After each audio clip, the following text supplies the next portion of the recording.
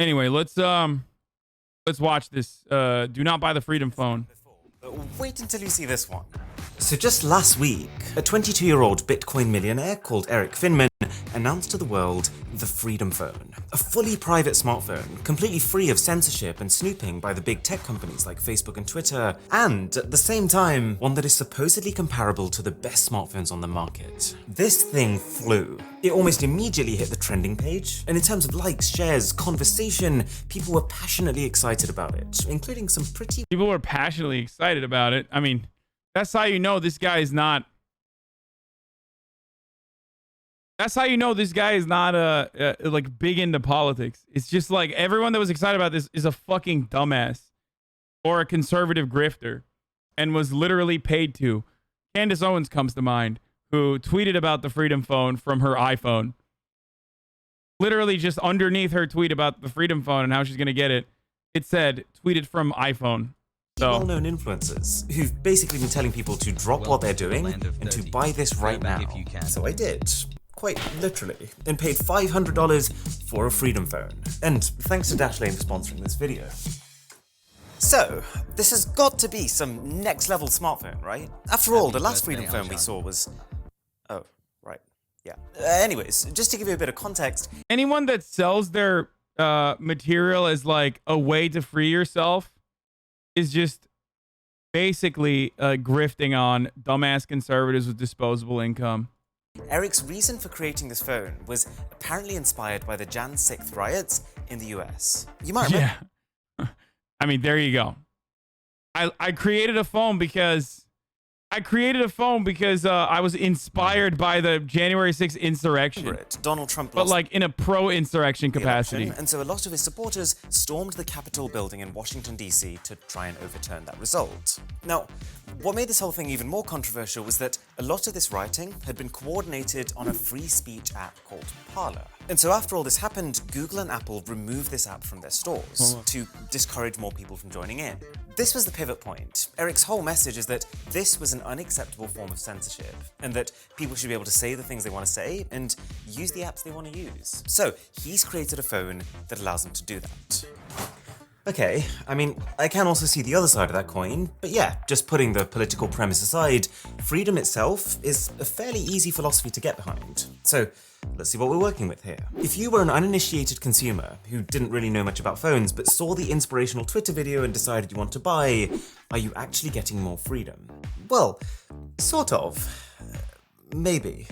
The entire pitch here rests on this supposed new operating system that he's built, aptly named Freedom OS. It's basically Android, but with a lot of the snooping apps like Google Chrome taken out and replaced with non-snooping alternatives like DuckDuckGo. Bit misleading that he's pitching it like it's some revolutionary software he's built from scratch, but we'll let that slide. And just to give the guy a little bit of credit, he's not wrong in that there are certain apps that Google has censored, that this phone's app store, called Patriarch, will allow you to download. And the kind of finishing message that he's leaving people... The moment that you slap a SIM card on there, hey, Motagata, thank you for the 20 gifted subs.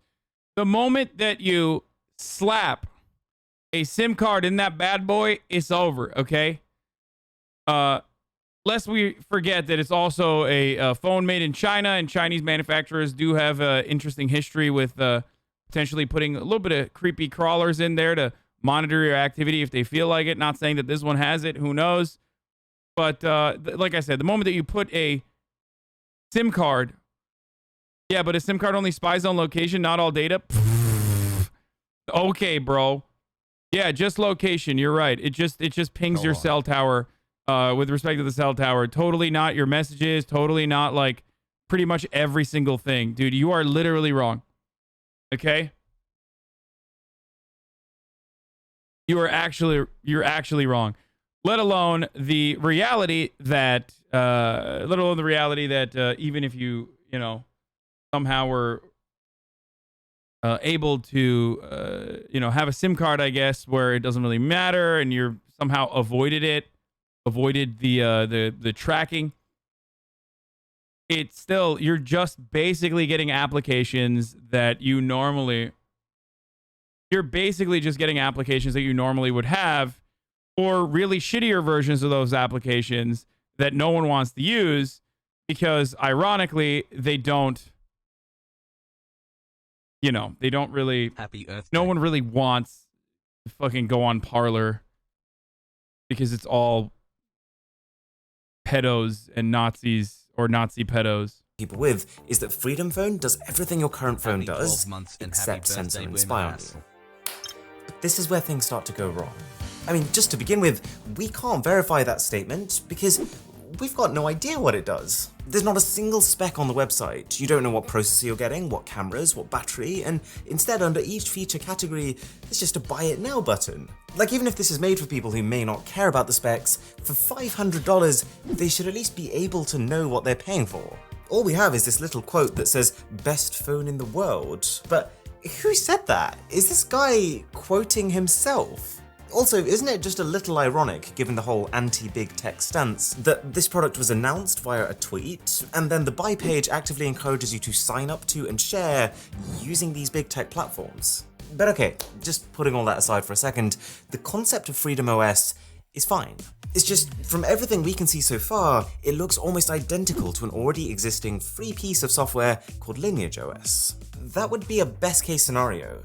See, this Finman guy's had a pretty interesting story. He basically made a deal with his parents that if he could turn $1,000 into $1 million via investments, then they would let him skip college. And he did. He put all of that 1,000 he had into Bitcoin back when Bitcoin was worth nothing, and when that blew up, his 1,000 ballooned into well over 2 million. That's all. That's it? That's all he did? That's it? I love crypto, dude. It's so great. It's like crypto's like the Jimmy Dore of finance, okay? It just is a magnet for all the cranks. Just like Jimmy Dore's a magnet for all the cranks, like political cranks. DeFi is like a magnet for all of the finance cranks. It's all well and good, congratulations to him, but the point is, it doesn't in any way qualify him to be responsible for all of your data. He might be a little more reputable than one or two CEOs I know.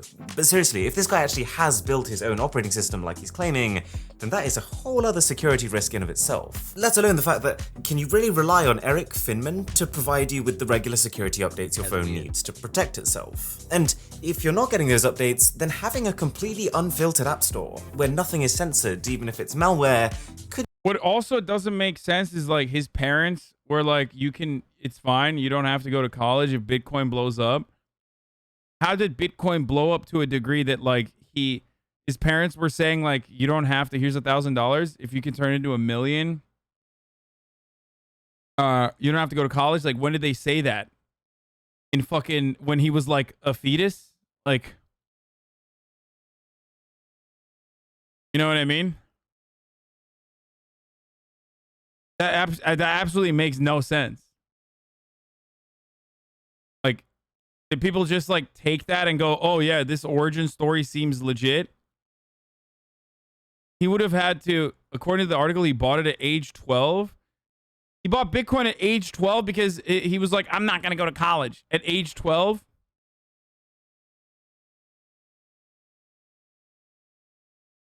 So his parents made that wise financial decision. could create more problems than it solves. This is probably the reason for articles like this, bit harsh, but the point stands that nothing this guy has done so far in his career demonstrates that he is in any way an authority on security, let alone the fact that who knows what kind of support you're going to get here. There's no contact number for the company, and the only email address doesn't answer, or at least has left me on red for 3 days straight. Besides, this whole idea of giving people the option to use apps that have been banned, it's not a selling point. If I wanted to download Parler on my Android phone, even though I can't find it on the Google Play Store, all I'd need to do is to rock up to the Parler website and just get it from there, for free. And even this Patri App Store itself, we can see from these celebrity endorsement videos what the interface looks like. And that's enough to all but confirm that all this store is a rebadged version of an already existing free app. And if you are enjoying this video, then a sub to the channel would be invaluable. Didn't see that one coming, did you? Oh yeah, and let's talk about these celebrity endorsement videos actually. Because as soon as this phone was announced, we saw a whole load of high-profile people drop videos that basically said, this is the best thing since sliced bread. We had Candace Owens, who's an American author, who said, Freedom phone. Literally, I'm holding a phone that is not controlled by Apple and Google. I think this is like the most amazing thing ever. yes, Candace. Shot with her iPhone, posted on to fucking YouTube or Twitter. So am I. You need to get this phone. I don't know. Okay, how dare you, dude? Okay, listen, Mr. Who's the Boss. You are comparing an actual technological marvel, okay? That is literally, like, how dare you compare this Freedom Phone grift Yes, Candace. to a Nokia 3310? That is one of the most impressive pieces of technology that has ever existed, featuring the game Snake. Okay, great operating software, has the best video game of all time outside of Tetris. Literally made by unobtainium. Okay, indestructible. Those phones will still work. Okay, those phones, you could drive a Toyota Hilux over it and that phone would still operate. If you dropped a Nokia 3310 or a 5150, or no, 5110, it would literally come out of the other side of the planet, okay? If you dropped it, if you slammed it onto the ground, it would dig a hole into the fucking core of the earth and then come out from the other side of the planet. That is how powerful those phones are. And then you could still have a conversation on that phone.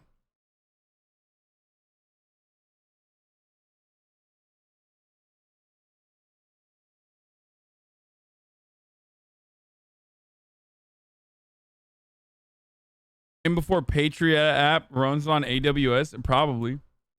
So am I.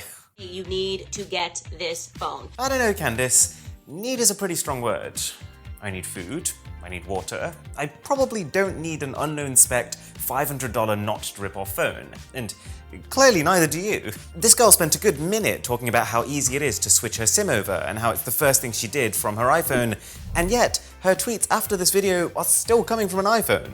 Oh yeah, and how could I forget? You can get 10% off by using just my first name, Candace. If you use the code Candace, if you use the code Candace at checkout. There are plenty more of these endorsement videos, but probably the funniest one is from a girl called Anna Kate. It's literally 30 minutes of pure gold. I kind of wish I could show you the whole thing, but I'll settle for highlights. For starters, she has no idea what it is. It's an Android? I don't think it's an Android. Is it an Android? I'm not really sure. Well said. There is no face recognition, which I love. What's next? It doesn't make calls, which I love.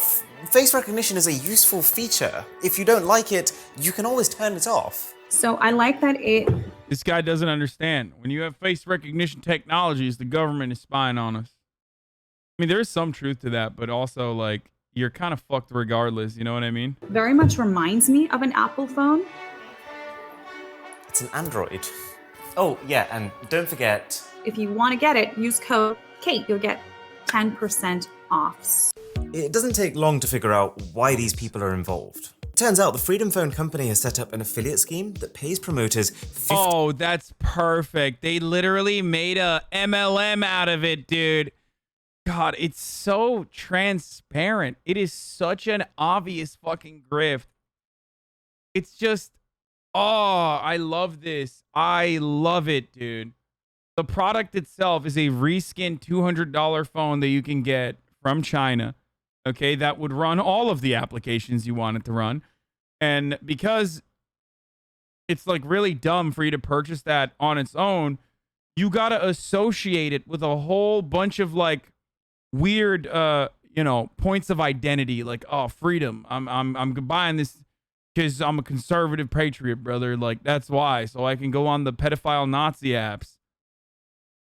And then that's not enough either. So you have to get the conservative grifters to come on and promote it. Hells yeah. And then that's not enough either. So then on top of that, you have to literally set up a multi-level marketing scheme, dude.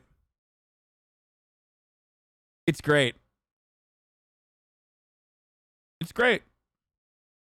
$50 per sale, which means that, let's say I made a video telling you to drop what you're doing right now and buy it, and let's say 20,000 of you actually went through and placed an order, that would be $1 million. But this is the worst bit. So far, all we've gathered is that all the phone's main selling points aren't really selling points, but this is where it goes from bad product to scam. See, this is an America First phone, right? This thing's entire angle is that your data is yours, get away from spyware, etc. Even the logo is based on a US flag, except it's actually built by a small phone company in China. The one country that Donald Trump, who's almost like the supposed inspiration for this phone, accused of spying. The guy even went as far as to completely ban Chinese Huawei for this exact reason. Finman's justification was that, well, it's impossible to build a phone top to bottom in the US right now, citing the fact that Motorola struggled with this exact same thing. Hey, maybe that would be an issue if, you actually built this phone yourself. But it gets worse. In an interview with Daily Beast, he let loose that the company he was working with was in fact UmiDigi, known for their shockingly low cost and absolutely not their reputation for security. Oh, and would you look at that? UmiDigi already has a phone that looks exactly like yours, the A9 Pro. The notch is the same, the buttons are the same, the camera layout exactly the same.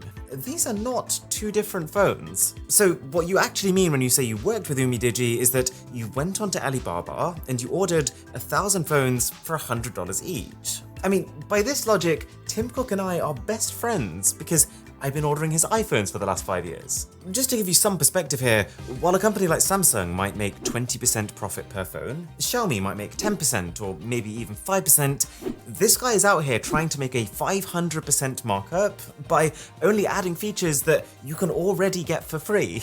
Finman is You deserve it. Conservatives deserve to get fucked over and over again, like with little schemes like this. Honestly, they really do.